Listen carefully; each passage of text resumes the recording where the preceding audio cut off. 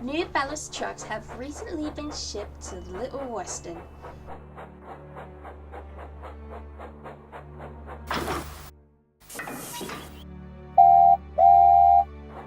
The engines didn't mind as much as they got used to the trucks' tricks. And the old trucks don't play as much tricks as they used to. Not ever since Oliver tore Scruffy apart, that is.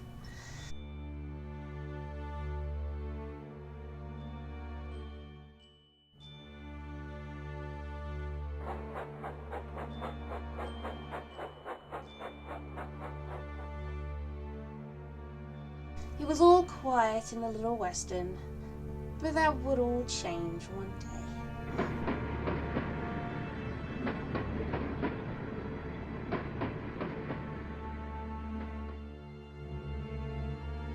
One day, Oliver was tasked with taking a train of ballast to the coastal run.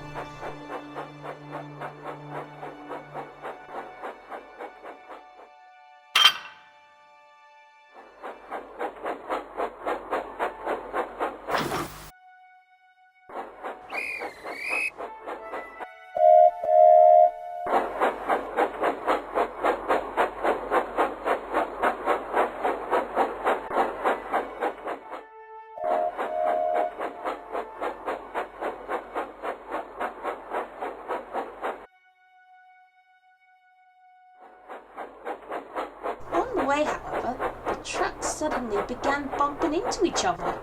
Oliver was surprised. Oi! Enough out of you back there! I won't take any nonsense! But the trucks ignored him, including one of the new trucks, who had a plan to get back at Oliver. As soon as they got at the top of Gordon's Hill, the truck suddenly surged forward. Go lads, onward! Faster!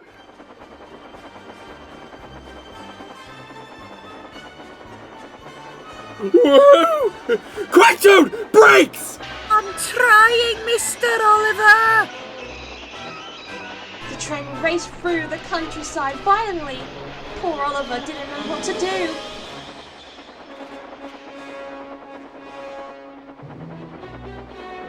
The train was going much too fast for him to stop.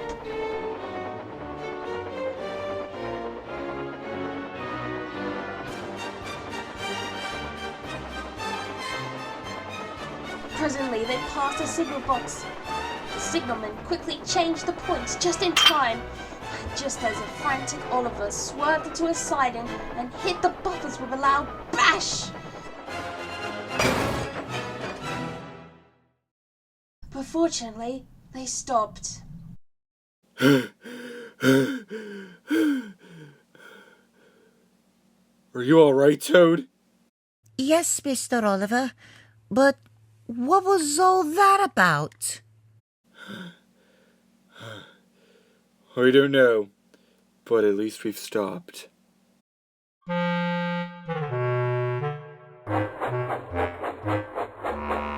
Soon, Oliver arrived at the coastal run. He then left the trucks for the workmen, and he and Toad made their way for home.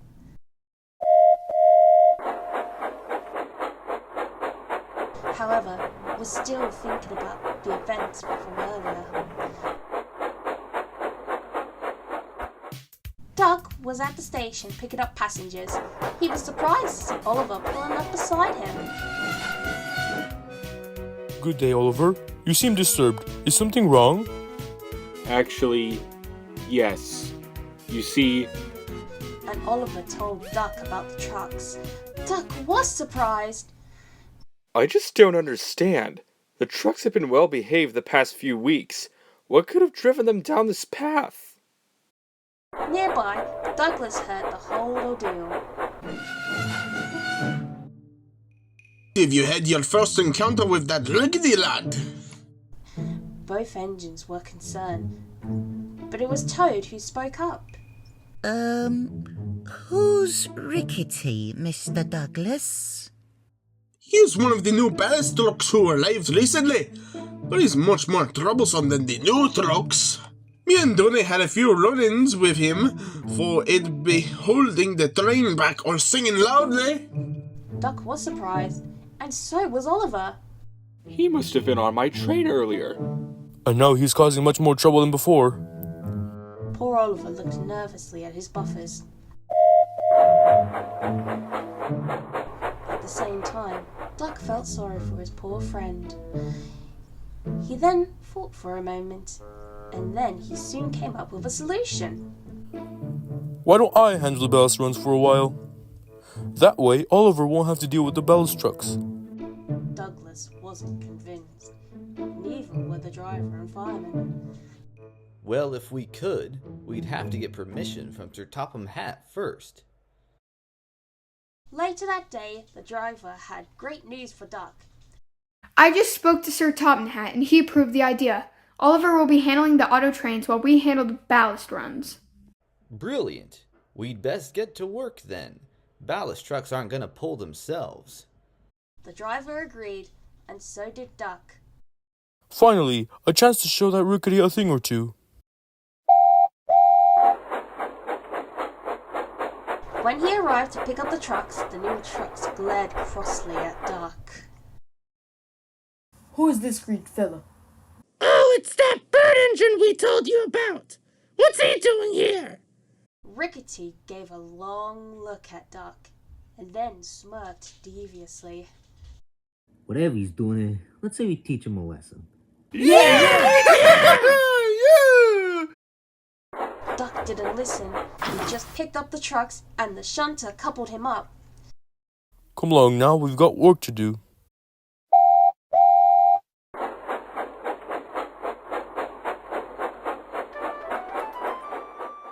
At first, all went well. The truck seemed well behaved, and there weren't any delays.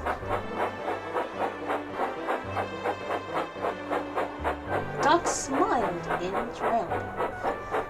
He handled the trucks before Oliver and all the twins arrived, and he was really skilled at shunting back into the Great Western.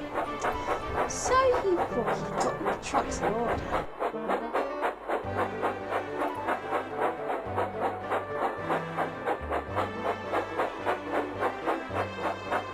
As they were nearly Walpole, however, the trucks began their tricks.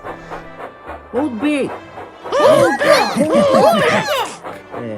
Duck suddenly found himself going slower.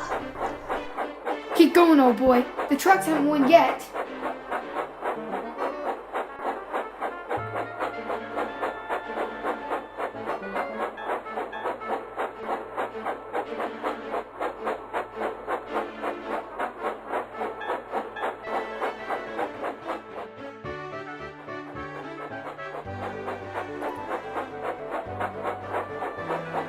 After a long deal of struggling, they soon made it to the ballast hopper. Duck was relieved. Nearby, Oliver was picking up passengers with Isabel and Darcy.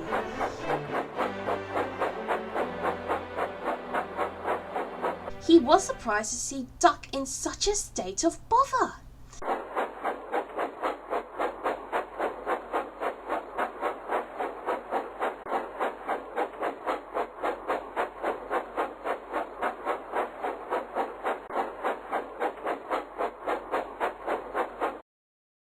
Is everything alright? You look worn out. Nothing a good long drink can fix.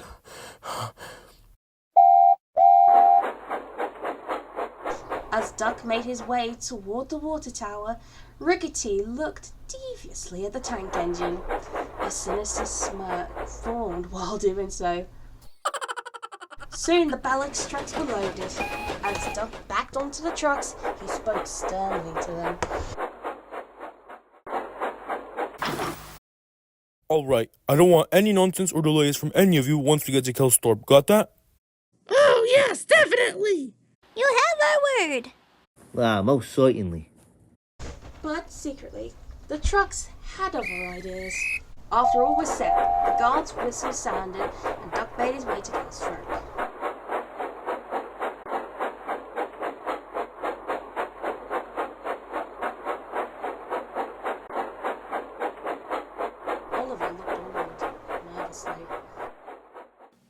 Something tells me he's in for trouble.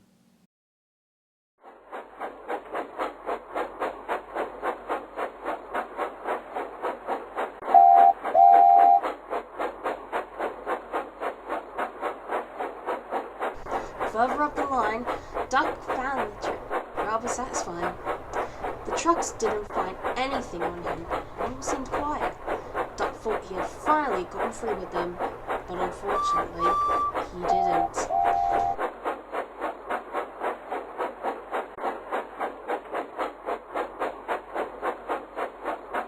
As they neared the line, the trucks played their tricks again. Push, lads! Oh no, you don't! Brakes, driver! That's exactly what the driver did. The trucks bumped into Duck harder and harder, but no matter how hard they tried, Duck seemed to be one step ahead of them, making the trucks crosser and crosser. Alright, we're almost there. Just keep up to speed. But as they began to climb the hill, Rickety whispered something to the trucks. They chuckled in response.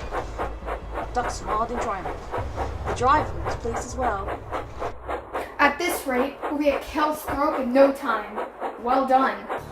I was right now, wasn't I? Just then, however, the trucks bumped into Duck with a hard bump. Push!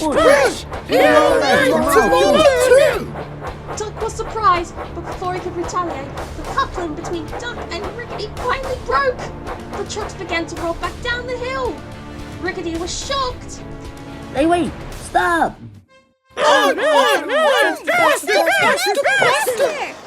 Oh my! Quick, driver, after them! And so Duck gave chase. The trucks roared down the line faster and faster, howling with laughter while doing so. Rickety, on the other hand, was terrified as they raced by the signal box.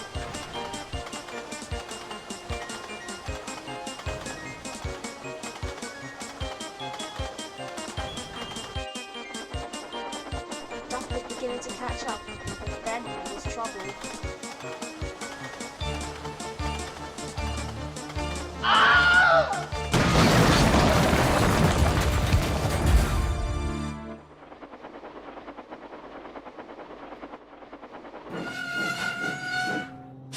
Oh dear. Luckily, the guard has jumped clear before the accident and landed in a nearby shrub. Duck gazed at the mess. He felt real worried. Oh dear, such up an out won't like this, he thought to himself.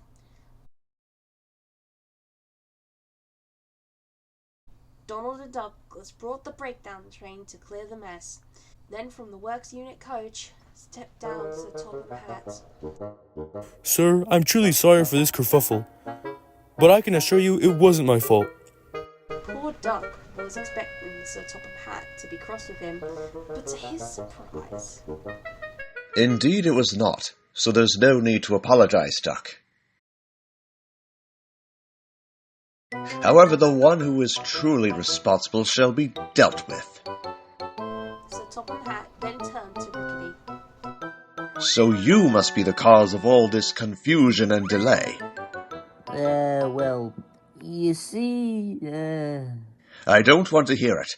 The other agents told me much about your time on my railway, and I'm not pleased in the slightest. Once this accident has been cleared, you shall be dealt with immediately. Poor Rickety said nothing. He knew exactly what he meant. So did Duck as he puffed away back to the sheds. The next morning, it was getting back to work with the auto trains. As Duck was getting prepared for the day's work, the Great Western engine was pleased. But all the same, he couldn't stop thinking about Rickety. Beg pardon, driver, but have we gotten any word on the ballast trains? I don't think we did, but perhaps it's for the best. Now let's focus on getting your fire up.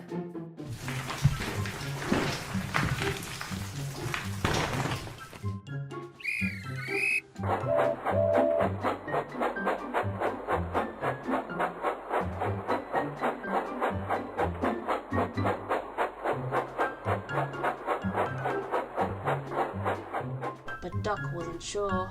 Before he could say anything, however, Smile rolled in beside him, chuckling while doing so. Something up? Donald soon stopped chuckling. He looked at Duck, smiling. You remember Rickety? Yes? But why? Apparently, Sir Topham Hatt relocated him to the cooling plant, so we won't be seeing him for a while. Duck was surprised. Anyway, you and Oliver have something in common. And what's that? You both taught the naughtiest Strokes a hard lesson, and I'm sure Rickety's in one he'll never forget. Donald couldn't help but laugh. Duck smiled too after hearing the news, and he soon too began to laugh. Well, that's good to hear. I'm just glad we won't have any more trouble with him anytime soon. Donald happily agreed, and with that, Duck puffed happily away to start work.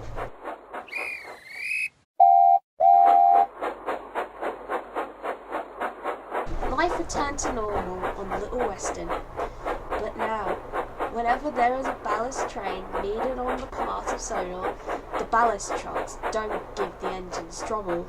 Instead, they kept silent, while others just stick to singing songs, much to the surprise of the other trucks. And what about Rickety, you might ask? Now he spends the rest of his days silent at the coaling plant.